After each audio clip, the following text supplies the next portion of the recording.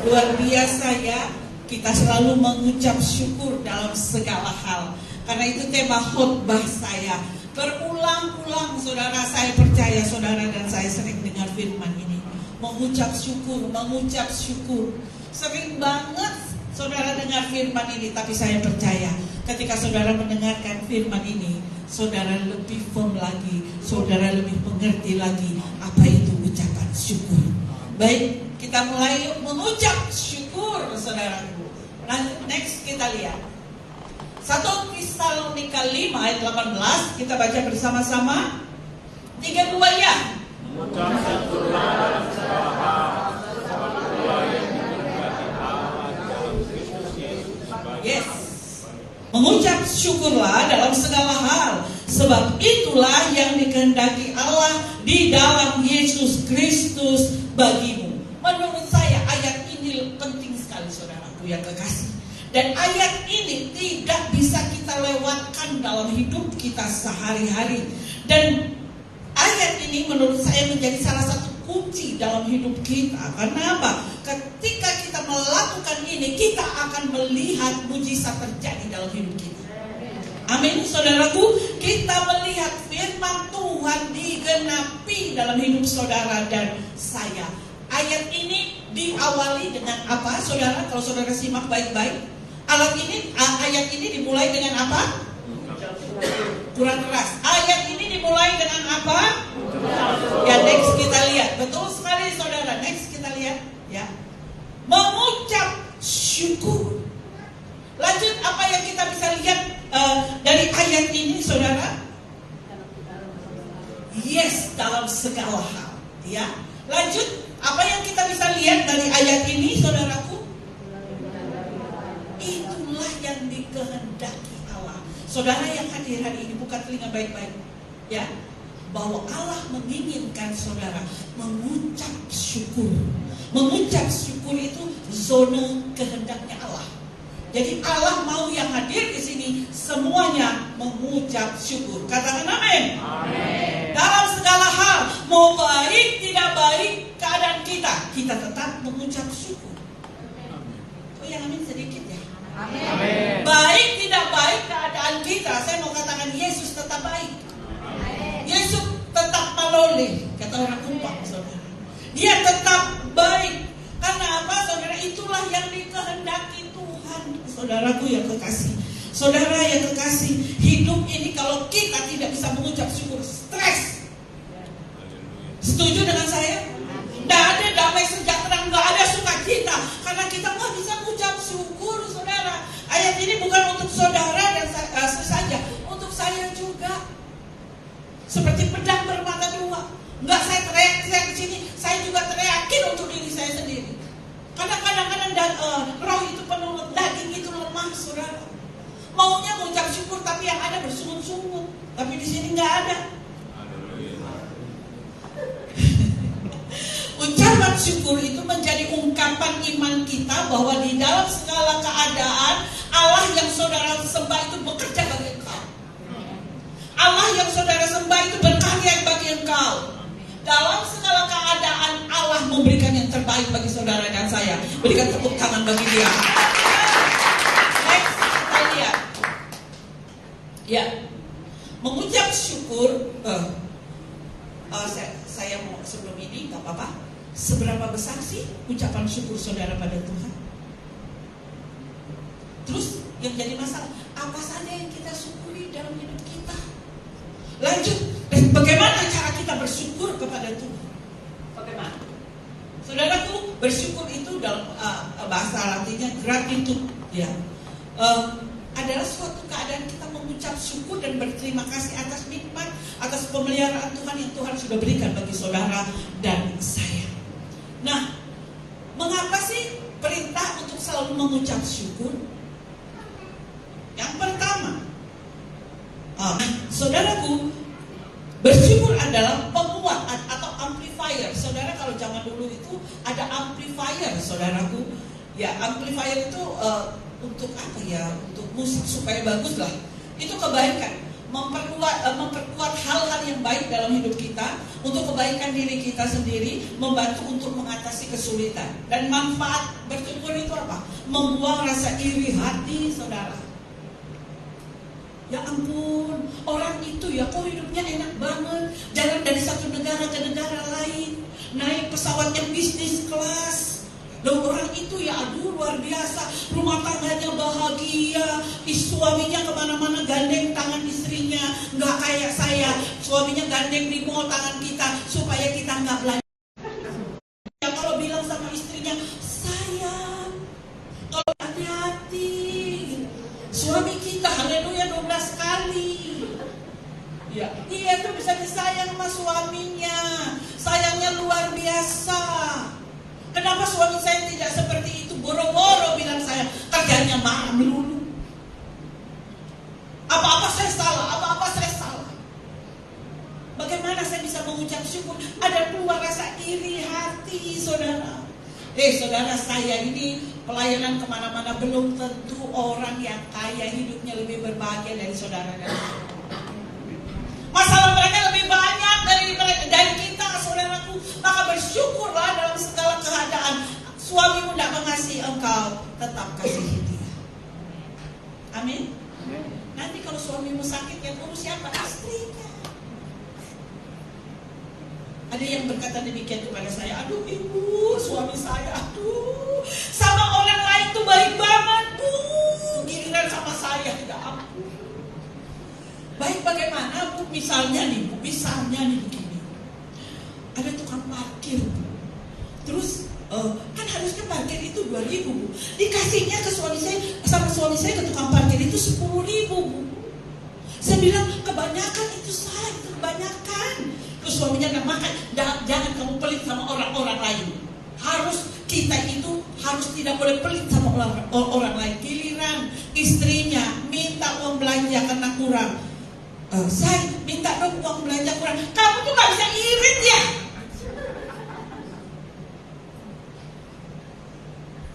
Kadang-kadang seorang istri itu, saudara, menganggap kok suami saya lebih baik kepada orang lain daripada ke istrinya sendiri. Tapi di sini nggak ada, beneran di sini nggak ada. Semua mengasihi istrinya, saudara. Kalau kesenggol, ya berubah ya, saudara. Ya, jangan iri sama orang lain. Tahu suamimu bekerja dengan susah payah, semuanya untuk keluarga. Amin, saudara. Lihat aja yang baik-baiknya. Kalau dilihat negatifnya tuh banyak sekali negatifnya, saudara. Maka lihat suami kita dengan yang baik-baiknya saja. Lihat juga istri yang baik-baiknya saja. Ya, kamu lagi, bu, istri saya nggak bisa masak, bu. Masak air aja gosok, bu. Nggak ada di sini semua bisa masak. Haleluya. Jangan lihat masa airnya, lihat bagaimana dia doa selalu untuk saudara. Bagaimana dia sungguh-sungguh untuk berdoa untuk suami saudara, untuk saudara sebagai suami. Amin. Jadi kita nggak boleh iri hati. Ada orang lebih pintar dari kita iri hati. Ada orang lebih kaya dari kita iri hati. Kita harus mengucap syukur, saudara, dengan apa yang Tuhan berikan kepada kita. Membuat kita memiliki hal-hal yang baik dalam diri kita untuk diberikan kepada orang lain. Amin, saudaraku. Nah, mengapa perintah Tuhan untuk kita selalu mengucap syukur? 1, mengeluh tidak dapat mengubah apapun. Saudara, tidak ada satu hal-hal yang positif pun yang keluar dari orang yang suka mengeluh. Ada amin, saudara? Saya kasih contoh ini ya. Saya kesel banget loh. Ketika saya dapati saya ini bongkok. Saya di syuting itu saya bongkok. Kenapa saya bongkok? Ya karena saya marah sama Tuhan dulu. Kenapa Tuhan kasih saya bongsor? Ketika saya di sekolah, saya paling tinggi gitu, saya berusaha membongkok-bongkokkan badan saya. Nah, keterusan sampai sekarang nih.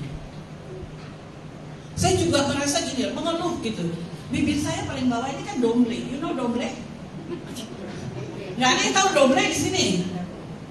Ya domble gitu. Jadi kalau saya ngomong tuh orang selalu gini. Orang ngomong saya ngomong orang saya kesel banget loh sama Tuhan. Kenapa sih dikasih bibir domble kayak begini? Bukannya saya mengucap syukur, saya sebab lama gitu loh. Apa istilahnya? Kenapa saya udah lihat Tuhannya. Nanti lihat aja kalau saya ngomong sama orang itu pasti Saudara, no, sekarang saya ngerti. Kylie Jenner aja suntik kan supaya domblek. Zaman sekarang. Iya kan, orang keluar uang banyak-banyak ya ke salon untuk suntikan supaya bibirnya tebel. Saya begitu. Semua indah pada waktunya. Amin. Kalau saudara merasa hari ini mata minimalis hidup ekonomis, mengucap syukur. Amin. Juga bisa melihat kan. Biar mata kita sipit-sipit, kita bisa melihat. Hidung kita mancung ke dalam, tetap mengucap syukur. Sebab apa yang Tuhan rancangkan dalam hidup saudara dan saya itu baik adanya. Berikan tepuk tangan bagi Tuhan. Mengeluh itu tidak dapat mengubah apapun, saudaraku. Semakin banyak engkau mengeluh, semakin banyak engkau tidak mengucap syukur, saudara. Berkat itu jauh dari saudara. Kebahagiaan itu jauh dari saudara. Mengucap syukur aja dalam hidup ini, saudara. Bilangan 11 ayat 6, bangsa Israel ketika itu keluar dari bangsa Mesir, saudara. Ya, dia di dalam di padang gurun dia dapat apa? Tiang awan, tiang api. Pas panas dia ada tiang awan, enggak panas. Pas dingin ada tiang api. Dahsyat enggak Tuhan itu bagi bangsa Israel? Dan apa yang terjadi, saudara? Dikasih mana sama Tuhan. Tiap hari mereka itu tidak ada ucapan syukur, tetap bersungut-sungut. Bilangan 11 ayat 6, mereka berkata, tidak ada sesuatu apapun kecuali mana ini saja yang kita lihat. Gak ngucap syukur. Mungkin mereka berpikir gitu di padang padang gurun, enak ya kalau ada brokoli ya, enak ya kalau ada ikan ya, enak ya kalau ada ketimun ya. Ini kita dapetnya mana melulu. Saudara, seringkali terjadi pada kita. Enak ya jadi ini karena apa ya? Jadi siapa yang saudara kagupi? Hidup kemana-mana dikawal, mau makan apapun bisa. Halo, jangan sekali lagi perkatakan itu, tapi mengucap syukur. Mau tubuh kita pendek, kayak tinggi, hitam, kayak putih, kayak itu yang terbaik buat Tuhan untuk saudara dan saya. Yang setuju berikan tepuk tangan buat Tuhan.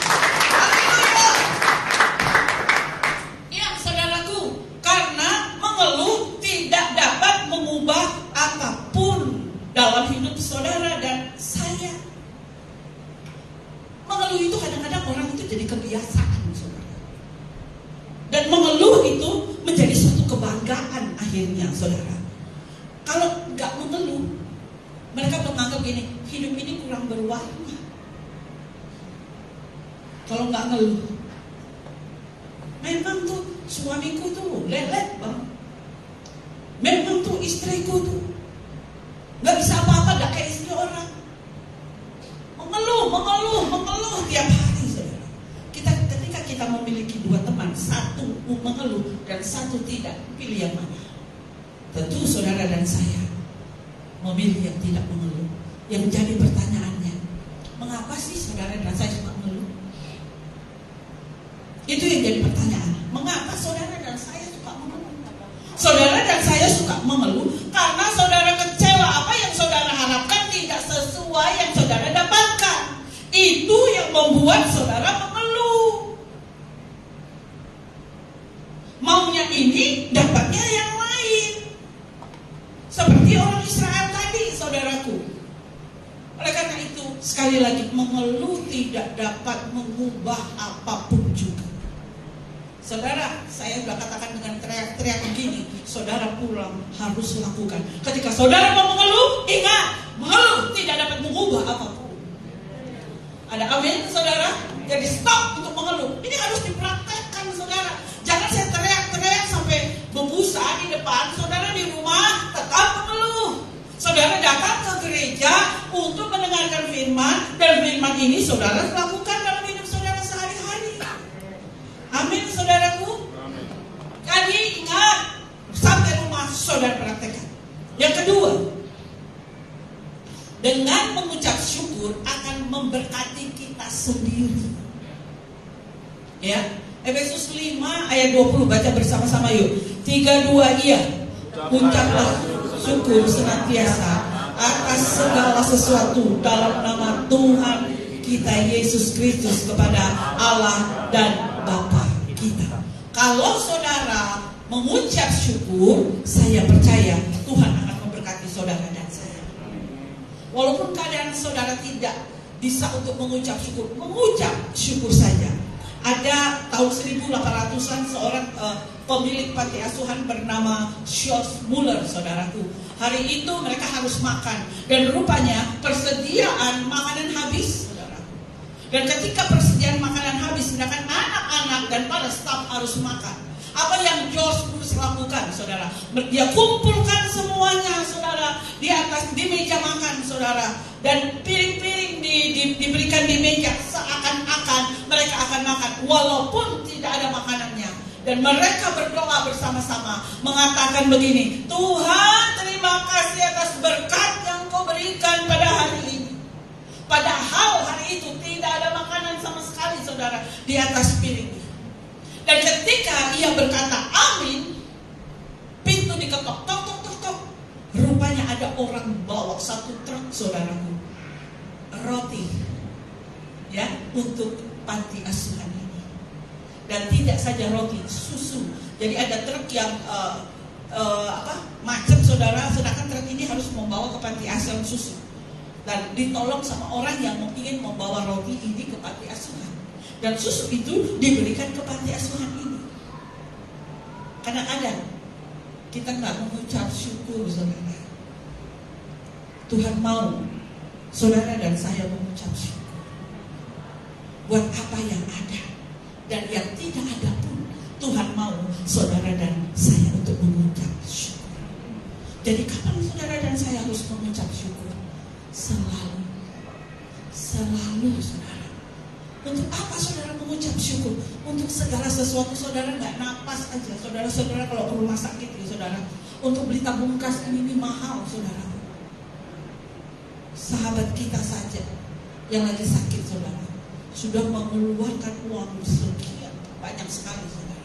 Saudara kalau hari ini sehat, saudara hari ini sehat, mengucap syukur di hadapan Tuhan.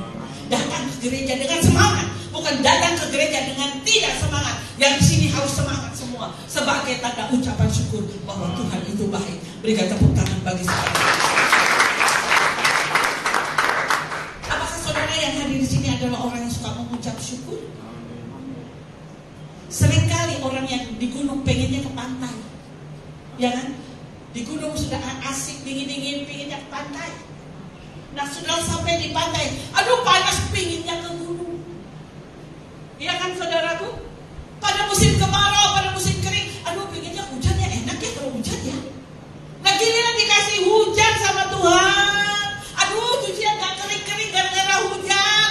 Kapan panas kembali? Iya gak saudaraku?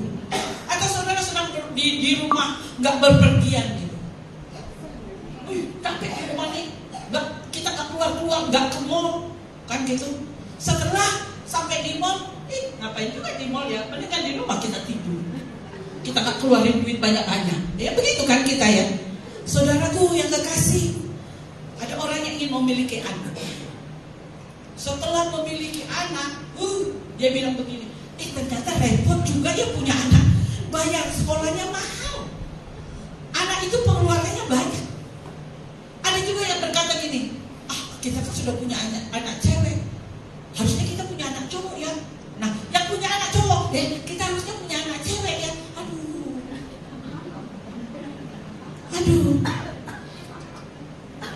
Ada lagi yang pernah saya barukan di sini. Ketika kita jalan kaki, nggak punya mobil, nggak punya motor, lewat ada sepeda gayung gitu. Enak ya Tuhan, kalau naik sepeda gayung nggak capek jalan Tuhan. Akhirnya Tuhan kabulkan ada sepeda gayung. You know gayung, sepeda gayung? Sepeda yang di hotel itu ya saudara.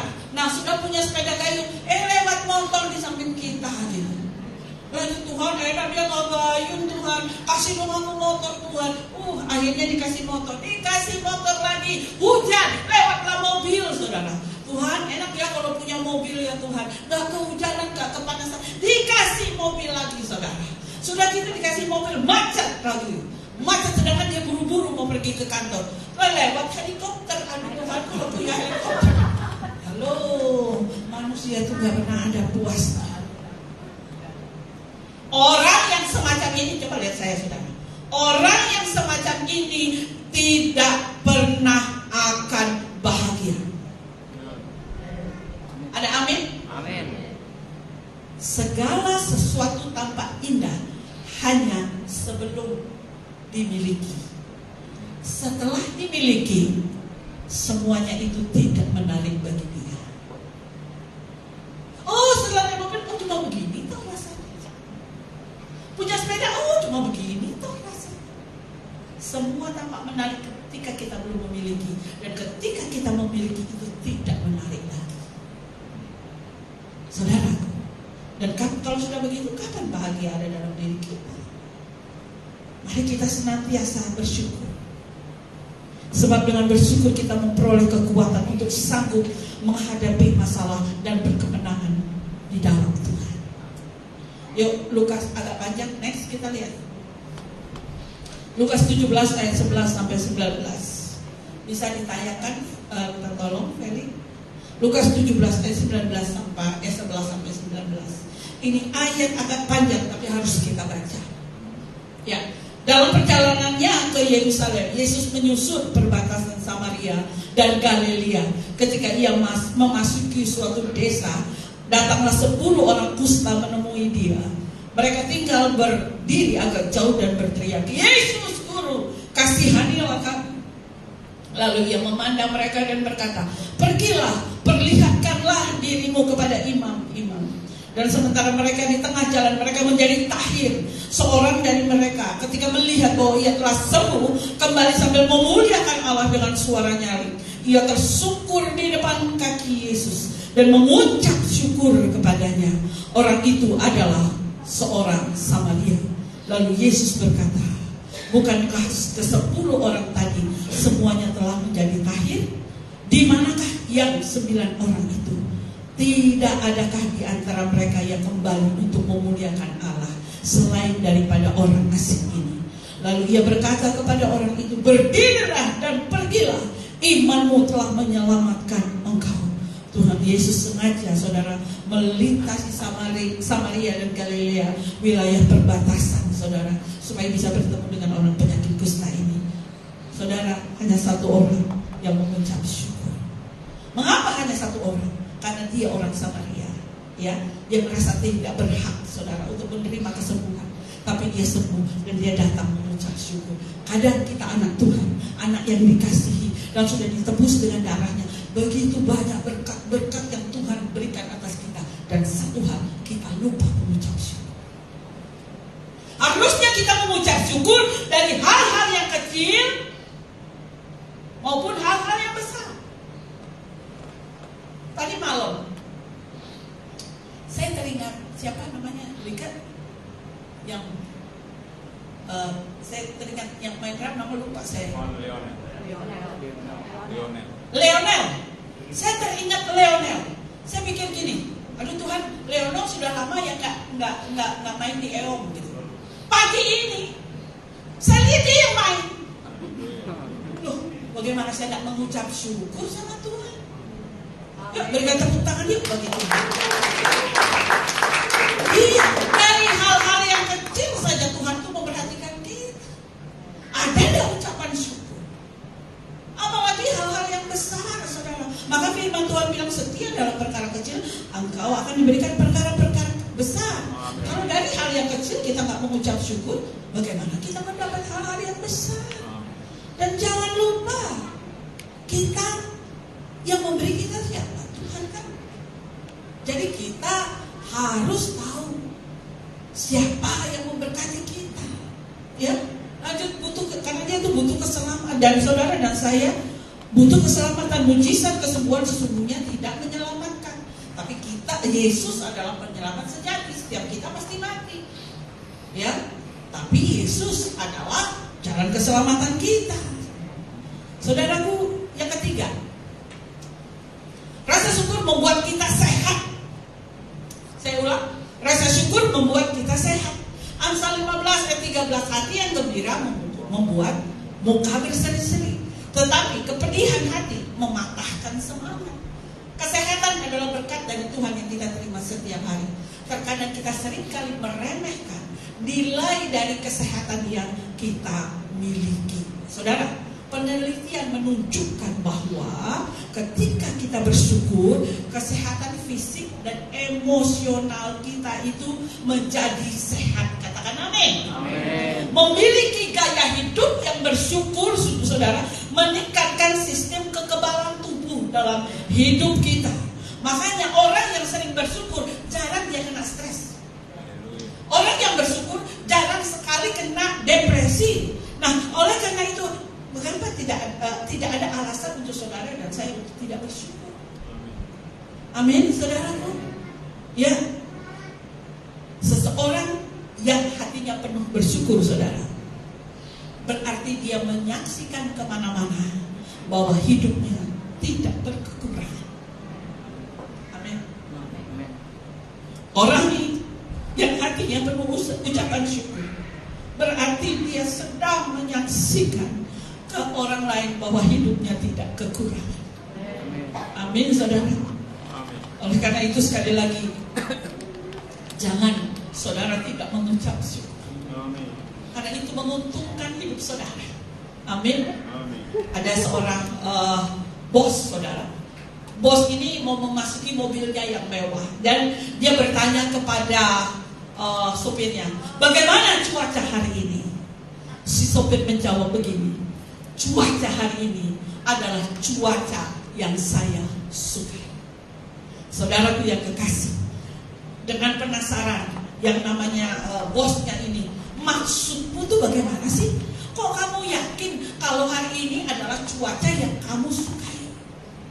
Sopirnya menjawab begini loh, saudara. Coba dengar baik-baik ini. Ini juga nampol buat saya. Begini loh, Pak.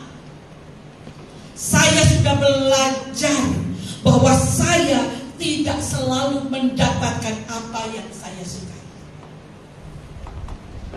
Karena itu, Pak, saya selalu menyukai apapun yang saya dapatkan.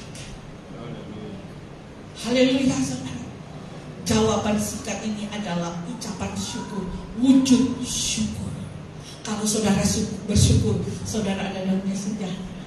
Walaupun punya motor, saudaraku, kayak Rusman ini, saudara, motornya haleluya 12 kali. Tapi dengan mengucap syukur ya, bisa dia bawa itu si siapa itu Melvan sama si siapa Tamara sampai di sini. Boncengan 3, lain kali tidak boleh. Oh, harus. Ya, tidak peduli apapun yang saudara punya, mengucap syukur atasnya, saudara. Saya percaya dengan mengucap syukur dari motor yang biasa-biasa saja, yang tidak dilirik orang, oh, nanti Tuhan akan berkati berlipat-lipat kali ganda. Amin. Amin, saudara. Kalau ada rasa syukur itu ada rasa damai, bukan damai yang ada anak rohani saya, bukan. Ada damai, ada tenteram dalam hati kita. Kalau ada orang lewat, saudaraku, misalnya dengan menggunakan sesuatu yang wow gitu, kita mengucap syukur dengan motor yang ada dalam hidup kita. Amin, saudaraku. Sama-sama sampainya kok, saudara. Mari ini kita sekarang lagi saya mengatakan, mari kita belajar bersyukur dari yang paling kecil, saudara, sampai hal yang besar.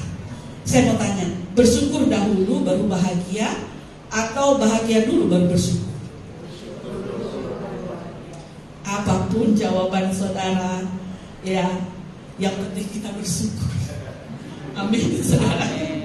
Ya, kita tidak tergantung dengan keadaan sekeliling kita. Karena gini, hidup kita itu tidak ada yang perlu kita sombongkan.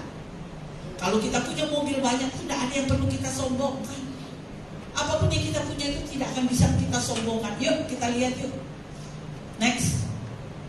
Henry Nouwen berkata, hidup itu tidak lain adalah rangkaian pengalaman kehilangan. Saudara. Next. Ketika lahir kita kehilangan rasa aman berada dalam kandungan ibu kita. Ya kan? Ya. Ketika masuk sekolah kita kehilangan rasa aman tinggal dalam lingkungan hidup kita. Ya. Ketika memperoleh pekerjaan kita kehilangan kemerdekaan sebagai anak muda. Lanjut. Ketika menikah, kita kehilangan kegembiraan karena masih mempunyai banyak pilihan. Lanjut. Ketika tua, kita kehilangan ketampanan, kesehatan, kebebasan fisik. Next. Ketika mati, kita kehilangan segala-galanya. Jadi saudara, jangan lagi ada kesombongan dalam hidup kita. Apapun yang saudara punya itu dari Tuhan. Layaknya kita mengucap syukur. Berikan tepuk tangan bagi Tuhan.